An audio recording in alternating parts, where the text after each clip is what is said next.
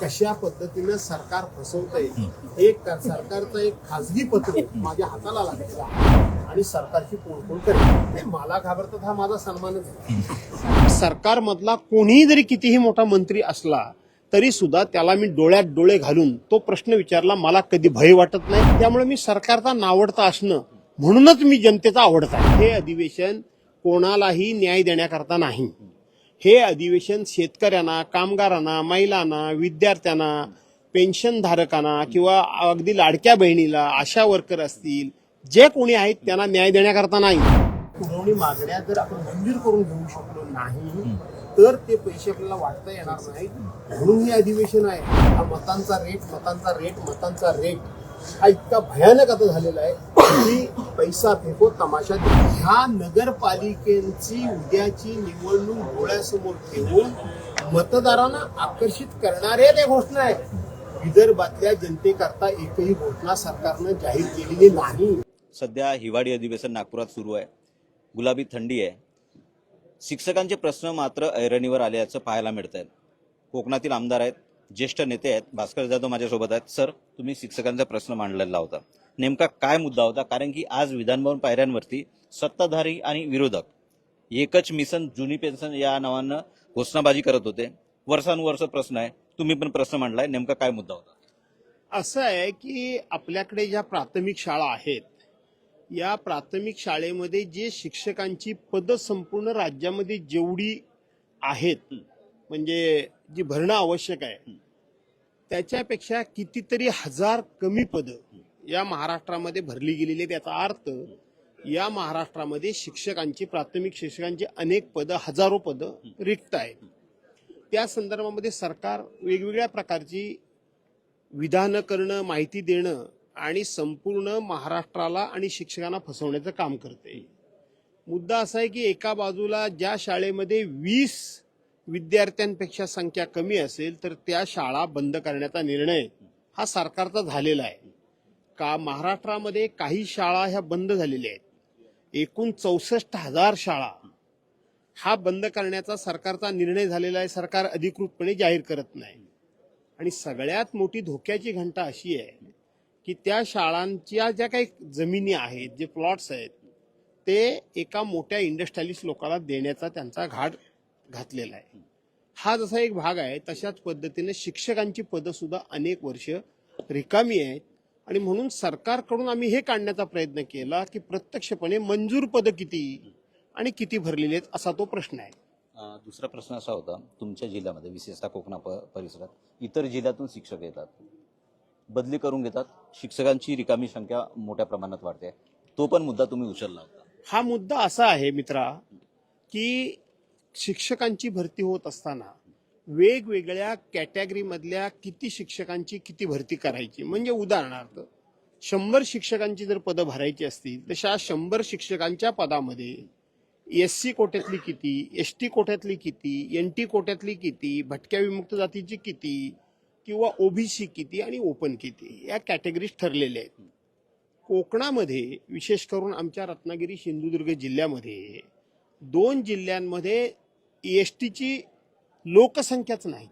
त्यामुळं ती शेड्यूल ट्राईबची जी पदं असतात ती शेड्यूल ट्राईबची पदं पूर्णपणे रिकामी राहतात किंवा भरलं गेलं तर बाहेरच्या जिल्ह्यातून येऊन तिथं येऊन ते पद कोणतरी अर्ज करतो आणि त्याची नेमणूक होते. त्याचबरोबर NTचं सुद्धा तसंच आहे. आमच्याकडं तो वर्गच जवळजवळ नाही, फार कमी आहे. त्यामुळं त्यांची पदं जी आहेत ही राखीव पदं आहेत. ही परजिल्ह्यातले येऊन जे उमेदवार असतात किंवा शिक्षक असतात ते अर्ज करतात आणि त्यांची निवड होते. निवड होऊन जाते पण त्याच वेळेला ते या जिल्ह्यातले नसल्यामुळं त्यांच्या जिल्ह्यामध्ये, त्यांच्या भागामध्ये ते बदली करून घ्यायचा प्रयत्न करतात आणि त्या बदल्या करून घेतात. बदल्या करून घेतल्यामुळं पुन्हा ती पद्धत तिथल्या ते रिकामीच राहतात. म्हणून मी सरकारला सांगितलं की अशा पद्धतीची ज्या वेळेला भरती होईल त्यावेळेला ST असेल, SC असेल, NT असेल किंवा अन्य कुठल्या कॅटेगरीतली जी पदं मिळत नाहीत त्याच्याऐवजी तुम्ही खाली OBCची घ्या. OBCतून काही पदं रिकामी राहिली तर ती ओपनला द्या. परंतु त्याच जिल्ह्यातली जर पदं भरली किंवा उमेदवार घेतले तर ती पदं खाली राहणार नाहीत बदल्या केल्यामुळं. मंत्री महोदयांनी सांगितलं की ती बाब मला तपासून बघावी लागेल, पण एक मंत्री महोदयांनी उत्तर ग्रामविकास मंत्र्यांनी शब्द दिला की जोपर्यंत पर्यायी पदं भरली जाणार नाहीत तोपर्यंत अशा पदांवर ज्यांच्या नेमणुका होतील शिक्षकांच्या त्यांच्या मात्र बदल्या होणार नाहीत. हा अत्यंत महत्वाचा निर्णय परवानच्या दिवशी मी विधानसभेमध्ये मीच प्रश्न उपस्थित करून मंत्र्यांकडनं करून घेतला. हा रत्नागिरी जिल्ह्याच्या दृष्टीने अत्यंत महत्वाचा आहे. जाधव साहेब, 2 दिवसापूर्वी किंवा कालच असेल मे बी, तुमचं आणि तुम्ही फिशरीज डिपार्टमेंट संदर्भात एक प्रश्न उचलला होता. त्याला समर्पक समर्थन नितेश राणेंनी दिलं. मत्स्य व्यवसाय मंत्री आहेत. काय मुद्दा होता आणि तुमचं जुळलेलं पाहायला मिळालं? नाही, असं आहे की मत्स्य विकास मंत्र्यांनी एक निवेदन केलं आणि निवेदन केल्यानंतर खरं तर ते निवेदन संयुक्तिक नव्हतं. निवेदन काय होतं की गेले वर्षभरामध्ये पापलेट सारखा जो मासा आहे त्या माशाचे मासे किती पकडले गेले आणि त्याची विक्री किती झाली. वास्तविक हे उत्तर कुठल्या तरी प्रश्नाच्या अनुषंगाने यायला पाहिजे होतं, किंवा एखाद्या सदस्याने जर हा प्रश्न उपस्थित केला असता आणि त्यावेळेला मंत्र्यांच्याकडे जर ते उत्तर नसेल तर ते नंतर येऊन ते निवेदनाच्या माध्यमातून ते उत्तर देऊ शकतात. ही खरी प्रोसिजर आहे. परंतु ठीक आहे, सरकार सध्या अतिउत्साही आहे. त्या मंत्र्यांनी काही निवेदन केलं म्हणून हे करतात, हे केलं ते केलं. पण मी त्यातून नेहमी सकारात्मक अर्थ काढत असतो. मी मंत्री महोदयांना काय सांगितलं की हे तुम्ही सांगताय वगैरे ठीक आहे, परंतु मला अतिशय 2.5-3 महिन्याकरता आपलं कामगार कॅबिनेट मंत्रीपद मला मिळालं होतं आणि त्या 2.5-3 महिन्यामध्ये मी सातत्याने विचार करत होतो की मी माझ्या कोकणाकरता काय करू शकतो. आणि म्हणून मच्छीमारांकरता माताडी कामगारांच्या धर्तीवर आपण बोर्ड तयार केलं की जे गोपीनाथ मुंडे ऊसतोड कामगार बोर्ड आज जवळजवळ 15 वर्ष व्हायला आली. घोषणा होतीये पण ते अस्तित्वात आलं नाही. पण मी 2.5-3 महिन्यामध्ये हे मच्छीमार विकास बोर्ड आपण तयार केलं आणि तयार करून त्याला कायदेशीर मान्यता घेऊन त्या बोर्डाच्या माध्यमातून मच्छीमार बांधवांना पेमेंट झालं पाहिजे. मच्छी मिळाली त्यांना पैसे मिळतात, मासे नाही मिळाले ते त्यांना मिळत नाहीत. पावसाळी ज्या वेळेला माशांचं प्रजनन कालावधी असतो त्यावेळेला मासेमारी बंद असते, त्यांना 1 रुपया मिळत नाही. आणि म्हणून वर्षाचे 12 महिने, महिन्याचे 30 दिवस कमीत कमी एका मासेमारी करणाऱ्या व्यावसायिकाला कमीत कमी त्या बोटीवर काम करणारे वगैरे किमान ₹1,00,000 पेमेंट मिळालं पाहिजे, अशी आपण त्या काळामध्ये व्यवस्था केली होती. परदेशातून येणारा जो मासा आपल्या महाराष्ट्रामध्ये असेल त्याच्यावर आपण रॉयल्टी लावली होती, किंवा दक्षिण भारतातून रहू कटलासारखा येणारा मासा असेल त्याच्यावर आपण रॉयल्टी लावली होती. आणि त्याचे पैसे वसूल करून बोर्डामार्फत मासेमारी करणाऱ्या लोकांचा पगार व्हावा की ज्याच्यामध्ये शाश्वती राहील, पगार सुद्धा चांगल्या प्रकारे मिळेल आणि वर्षाचे 12 महिने, महिन्याचे 30 दिवस पगार मिळेल. हे कधी मी केलं तर 2014 साली शेवटच्या टप्प्यात मला कॅबिनेट मंत्रीपद मिळालं, त्याच्यात मी केलं. खरं हे 47 दिवसातच मी केलं. पण तेव्हापासून हे बोर्ड अस्तित्वात आहे, परंतु त्याच्या मार्फत जी कारवाई व्हायला पाहिजे, कार्यवाही व्हायला पाहिजे, ती कार्यवाही होत नव्हती. आणि म्हणून नितेश राणे असतील किंवा अन्य कोणी असेल यांचे माझे राजकीय मतभेद असतील आणि आहेतच, परंतु आपल्या कोकणातल्या लोकांना आपण काय देऊ शकतो हे मतभेद बाजूला सारून म्हणून हा विषय मी उपस्थित केला आणि त्यांनी त्याला सकारात्मक प्रतिसाद दिला. एक हलका फुलका प्रश्न आहे. तुम्ही दररोज विधान भवनात येता, मोठी गर्दी तुमच्या मागं असते किंवा चाहत्यांची फोटो काढण्यासाठी माध्यमकर्मींचे विशेषतः तुम्ही आवडतात, सरकारचे नावडते का आहात? हे असं आहे की मी भाग्यवान माणूस आहे. मला कुठल्याही प्रकारची राजकीय पार्श्वभूमी नसताना तुम्हीच इथं सांगितलं की मी नुसता खाली उतरलो तर अनेक लोकांची पाठीमागून गर्दी असते, तरुण तरुणी असतात, शासकीय कर्मचारी असतात, वेगवेगळ्या क्षेत्रामध्ये काम करणारे लोक असतात. त्यांना माझ्याबरोबर फोटो पाहिजे असतो, त्यांना माझी मुलाखत पाहिजे असतो, त्यांना माझ्याशी बोलायला आवडतं. काय आता सरकारचा मी नावडता असायचं कारण बरोबरच आहे. माझ्या 43 वर्षाच्या राजकीय जीवनामध्ये माझ्यावर एवढा सुद्धा माझ्या विरोधकांनी कधी भ्रष्टाचाराचा आरोप केलेला नाही, किंवा भास्कर जाधवनी एकदा शब्द दिला आणि तो बदलला असं कोणाचं म्हणण्याचं धाडस झालेलं नाही. त्यामुळं एखादी गोष्ट चुकीची घडत असेल तर सरकारमधला कोणीही जरी कितीही मोठा मंत्री असला तरी सुद्धा त्याला मी डोळ्यात डोळे घालून तो प्रश्न विचारला. मला कधी भय वाटत नाही, मला कधी भीती वाटत नाही. माझ्यावर कोणताही आरोप नसल्यामुळं मला कोणाचं काही तमा बाळगण्याची गरज नाही.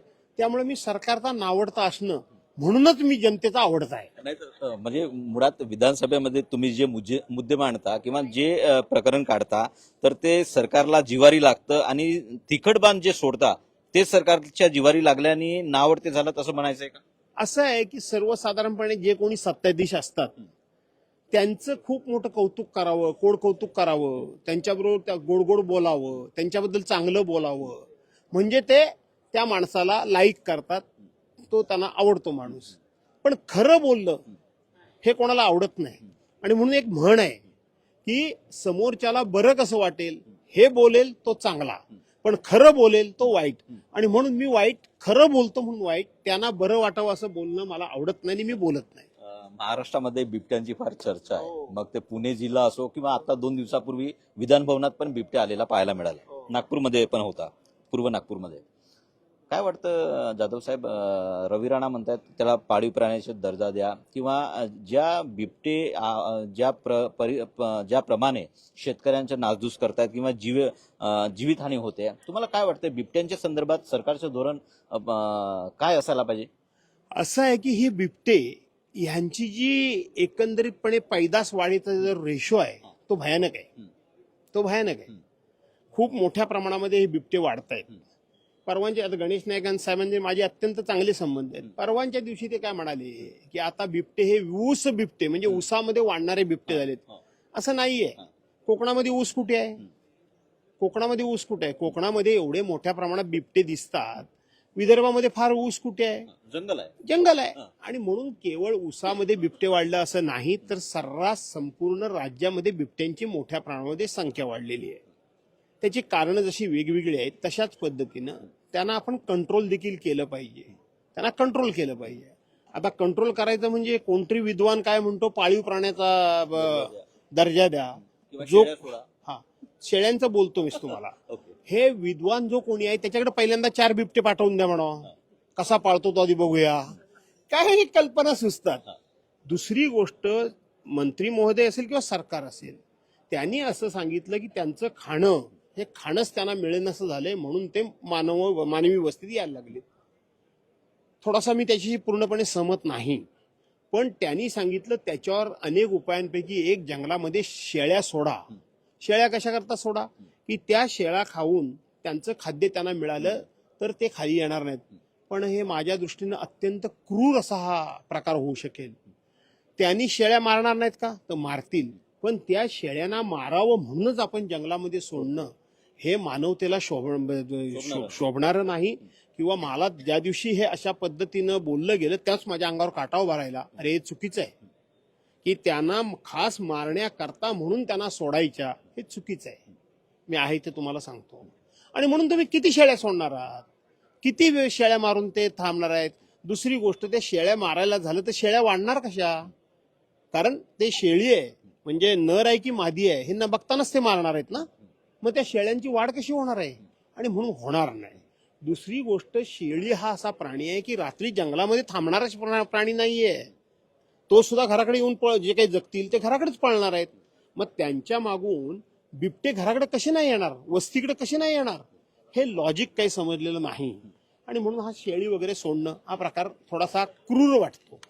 जाधव साहेब, तुम्ही विदर्भातले संपर्क मंत्री राहिलेला आहात. इथल्या प्रश्नांशी निगडीत आहात किंवा तुम्हाला जाणीव आहे. कारण की कोकणामध्ये पण धान पिकतो, पूर्व विदर्भात पण धान पिकतो, इकडे पश्चिम विदर्भामध्ये कपाशी असते, संत्रा असतो.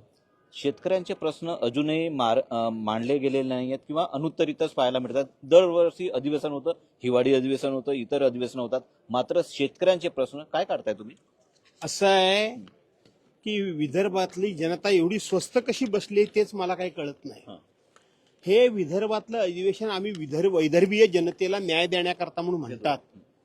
कुठला विदर्भाकरता न्यायचा आत्ता विषय किंवा आत्ता घोषणा किंवा निर्णय झाला विदर्भाच्या जनतेकरता?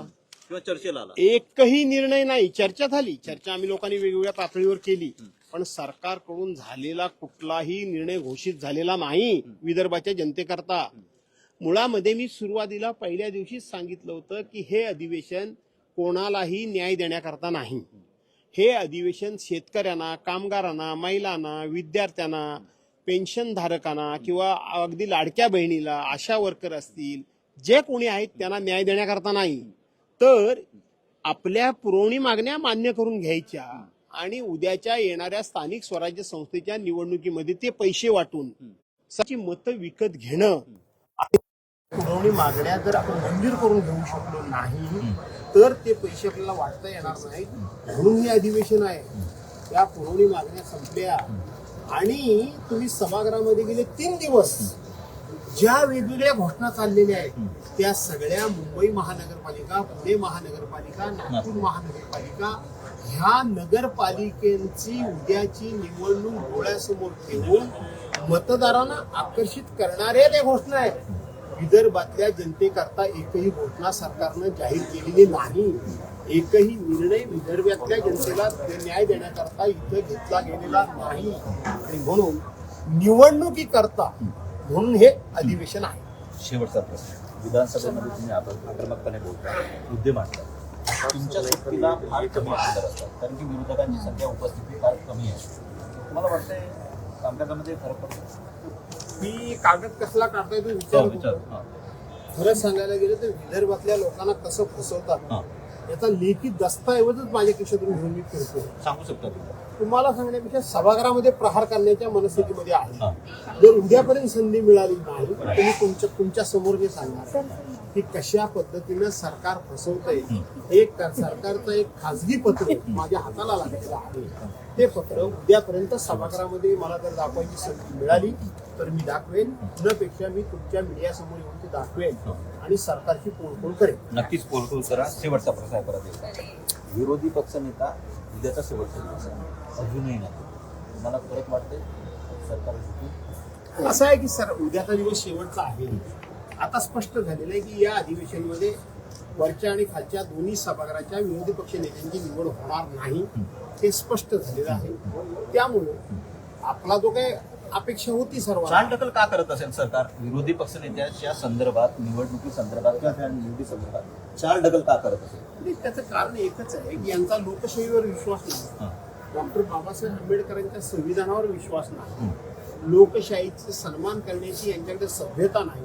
एवढंच कारण आहे, दुसरं काहीच कारण नाही. भास्कर जाधवांना घाबरतात? नाही, मला घाबरतात हा माझा सन्मानच आहे. पहिली गोष्ट, मी माझ्या आयुष्यात कधीही पदाला महत्व दिलं नाही, पैशाला तर अजिबातच मी महत्व दिलं नाही. म्हणून 45 वर्षात माझ्यावर कोणी आरोप साधा भ्रष्टाचाराचा केलेला नाही. त्यामुळे कुठला सत्तेचा मला हव्यास नाही, मला कुठला मोह नाही.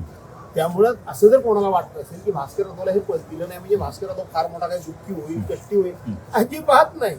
दिया उसका भला ना दिया उसका भला. नगर पंचायत आणि नगर परिषदांमध्ये प्रत्येक मताचा रेट तुमच्या तळकोकणामध्ये राजकीय संघर्ष पाहायला मिळाला. 25,000 रेट होता. तुम्हाला काय वाटतं महानगरपालिकेमध्ये किती रेट आहे? असं आहे की हे भयानक आहे, हे कल्पनेच्या पलीकडे आहे. आणि याच्याकरता जनतेनं त्या एक चांगली क्लिप आता झालेली आहे जबरदस्त. तुम्हाला मी सांगतो हे रेट किती मताचा कोणी घेतला, कसा घेतला, कोणीला वापरला, याच्यापेक्षा या देशातल्या आणि या राज्यातल्या उद्याच्या भावी पिढीनं हा विचार करण्याची गरज आहे की ह्या निवडणुका पैसे वाटून जाणीवपूर्वक महाग केल्या जात आहेत. जाणीवपूर्वक महाग केल्या जात आहेत. मताचा रेट खुले आमपणे चर्चा होते. घेणारे पण घेत आहेत, देणारे घेत आहेत, बाकीचे फक्त याच्यावर चर्चा करतायत. पण भविष्यामध्ये असं होणार आहे की या राज्यापुरेसं बोलायचं झालं तर असे माझ्यासारखे कितीतरी लोक की ज्यांना कुठलीही राजकीय पार्श्वभूमी नाही, पैसा देऊन आजही एकही निवडणूक मी लढवलेली नाही, अशा लोकांनी भविष्यामध्ये आपले लोक काय म्हणायचे की त्याच्याकडे पैसा नसला तरी चालेल, कार्यकर्ता म्हणून तो चांगला आहे, त्याचे विचार चांगले आहेत, त्याचे गुण चांगले आहेत आणि अशा माणसांना पुढे आणणं ही समाजाची गरज आहे असं म्हणून लोक पैसे न बघता त्या माणसाच्या पाठीमागे उभे राहायचे की देवाच्या कृपेनं असता काय लोक माझ्या पाठीमागे उभे राहायचे. पण भविष्यामध्ये ह्या एवढ्या निवडणुका झाल्यात, महाग झाल्यात, सामान्यातल्या सामान्य माणसानं सगळे त्याच्याकडे गुण आहेत, फक्त पैसा नाही. म्हणून त्यांनी अशा निवडणुकीला उभं राहणं, लढणं आणि जिंकून येणं हे स्वप्न सुद्धा बघू शकत नाही. इतकी ही गंभीर परिस्थिती आहे. हा मतांचा रेट हा इतका भयानक आता झालेला आहे की पैसा फेको तमाशा देतो. अधिवेशनाच्या सुरुवातीला भरपूर झालं. 2 मिनिटं अधिवेशनाच्या सुरुवातीला आपण बघितलं गेलं तर पुण्यातील जमीन गैरव्यवहार प्रकरण पुढे असतं. मग त्याच्यात जैन बोर्डिंग प्रकरण असो किंवा मुंडवा जमीन गैरव्यवहार प्रकरण असो, पार्थ पवार प्रकरण, मला काय वाटतं या अधिवेशनामध्ये पाहिजे त्या प्रमाणात विरोधक हा मुद्दा मांडायला कमी पडलेला आहे. विरोधक कमी पडण्यापेक्षा अख्ख्या दुनियेला कळून चुकले हे ज्या गैरप्रकारांची तुम्ही जी उदाहरणं सांगितलीत, नावं घेतली आणि अख्ख्या दुनियेला हे कळून चुकलेलं आहे की हे भ्रष्टाचार कोणी केले, ह्या भ्रष्टाचारामध्ये कोणाकोणाची नाव आहेत, हे भ्रष्टाचार खरे की खोटे हे अख्ख्या दुनियेला माहिती आहे. आणि म्हणून पावण्याच्या काठीने विंचू मारण्यापेक्षा आता लोकांनी स्वतः हातामध्ये काठी घेतली पाहिजे, फक्त पावण्याच्या काठीचा वापर करू नये. धन्यवाद सर आमच्याशी संवाद साधल्याबद्दल. महाराष्ट्र ऑनलाईन.